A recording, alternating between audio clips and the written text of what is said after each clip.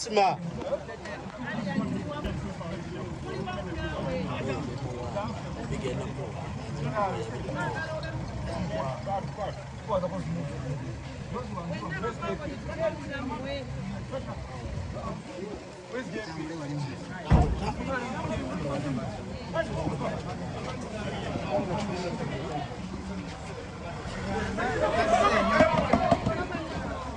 Mwagala sura muntu.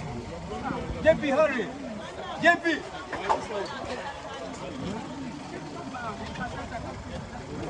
Easy.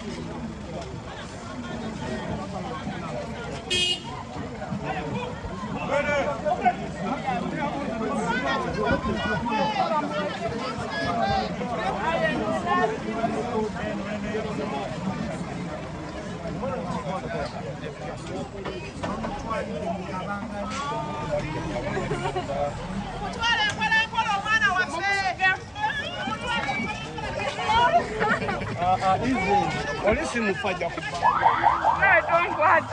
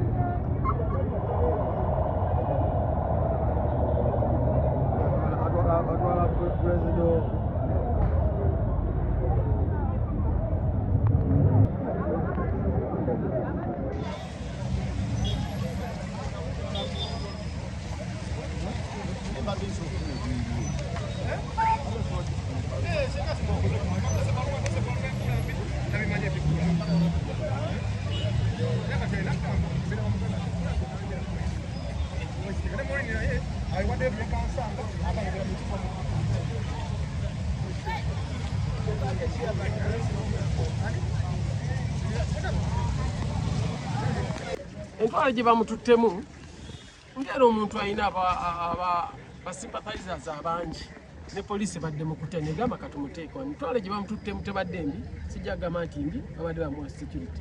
Tetumanyi batamwagala kiki baba bapulaninze, kubanga bamwagala wetuli n'abatamwagala gye bali.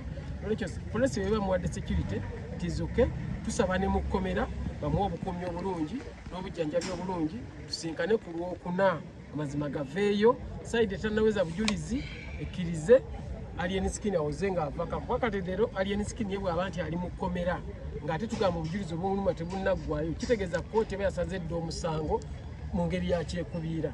Bwe tusaba kkooti ereme kuwulira buwulizi bigambo wabula esale omusango ng'emaze okufuna obujulizi.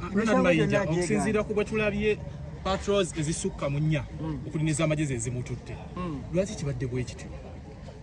Kyensuubira Alien Skin ndoza batidde bino ebadde ku social media tujja nga balowooza nti ba social media abantu bayinza okwekunga ne bassaawo embeera enkyamu, batidde buti kubadde kutya kwabwe.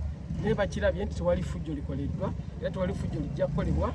Abantu baagala mukwano gwa Alien Skin akumewa bulungi, bakuumi ba mpisa, bagondera amateeka. Olwekyo ndowooza security bwetyo next time tejja kwetaagisa. Kuno first time bayinza okuba nti babadde batidde nibalabye tewali buzibu. Kati tusaba security mubeerere ennungi ne mu kkomera gy'ali bamuwe obujjanjabi, bamuwe obukuumi, tusobole okumusinkana ku Lwokuna nga 28 nga mulamu. Ate era nkowoola n'abantu abalala bwenna ku Lwokuna mujje tubeewo nga 28 nga Alien Skin akomezeddwa mu kkooti kubanga omulamuzi lwagambye okuwa ensala ye. Emisango agyegaanye gye bamusomedde wawone bagamba nti ne 18 abasigadde batya abanoonya. Tokiraba emisango egyo nnyini tagikolanga ne 18 bagamba byagizzaako tebaliiwo. N'olwekyo tewali nsonga lwaki akumibwa mu kkomera. Oli agambye sirina musango n'agamba nti amuyinako omusango naye tannaleeta bujulizi. Kati lwaki Alien Skin abeera mu kkomera? Okusinziira nti Alien Skin muyimbi, abayimbi tulalabyewo babale era abantu ababaddewo ne bagamba abayimbi temwebeererawo. Alien Skin abayimbi bwe bali ku lulwe, bw'olabye bano abaliwo naye n'abamu gye bali mu kkava bakyagoba ku bintu bingi ebitambula. Olabye wano batono nnyo ku bali wansi wa alien scheme. Olwokuna tusuubire nti ogenda bakunga bonna babeerewo. Nkunga bonna basobola okujja bajje na buli asobola kyalina okukola, oba oyise ku mutimbagano okubako kyoyogera, oba ogenze Luzira kumulambulako, oba ozze ku Lwakuna mu kooti, fena tugende team spirit. Kubanga ekitatadde wano leero alien scheme abeererawo abantu. Alien scheme eyo gwolaba ye pulezidenti w'ababoolebwa. Ekyo njagala nkikubulira. Oba oboolebwa mu famire, oba oboolebwa mu ddiini, oba oboolebwa mu bibiina bya bufuzi, oba oboolebwa mu nsi, pulezidenti w'ababoolebwa ye alien scheme. N'olwekyo mu ngeri yonna tumubeererewo, tusobole naffe okufuna eddoboozi eriwolereza omuntu atalina ddoboozi. Ekiri mu kabiira kiri kitya kubanga kati engeri y'omukulu gye yavudde.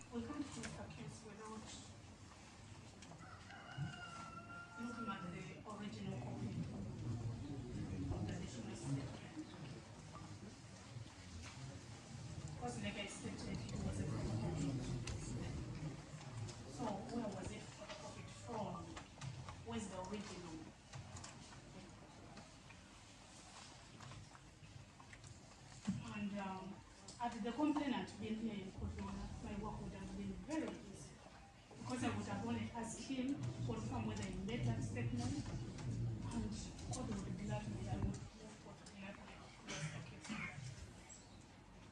But all my two key documents, which is the additional statement and the complainant insolvent, not here in court. So praying that it should be closed without us looking at the original copy of the said document, which I actually expected to be about this statement. And then also not having the complainant in court today to confirm what is actually property which will be issue to the prosecution.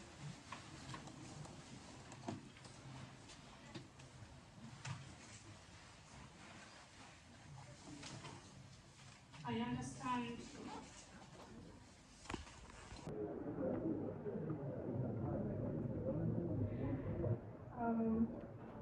on that premise, we look forward to issue a production warrant.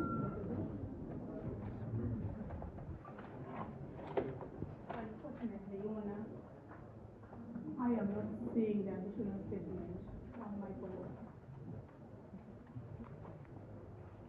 The complainant is not here, and the complainant are in court. Please don't speak for him. I don't think where I know even the No, we not tell him. Yeah, unfortunately, also we don't have the complainant in court.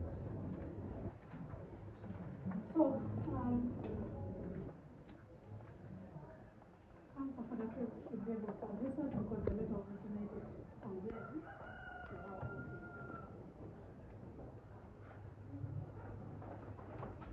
Lordship, we managed to reconcile the accused person and the complainant, and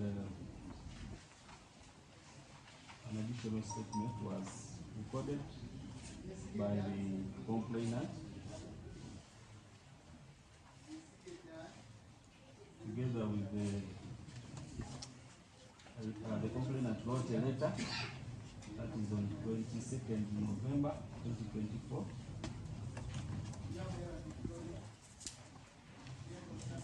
Whose copy was filed within this honorable court, and also a copy was served to the land state attorney.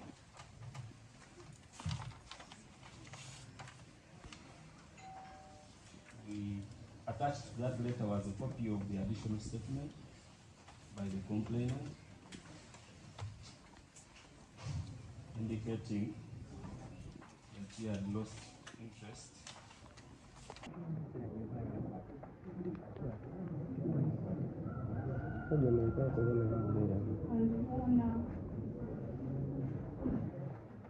On Friday 20.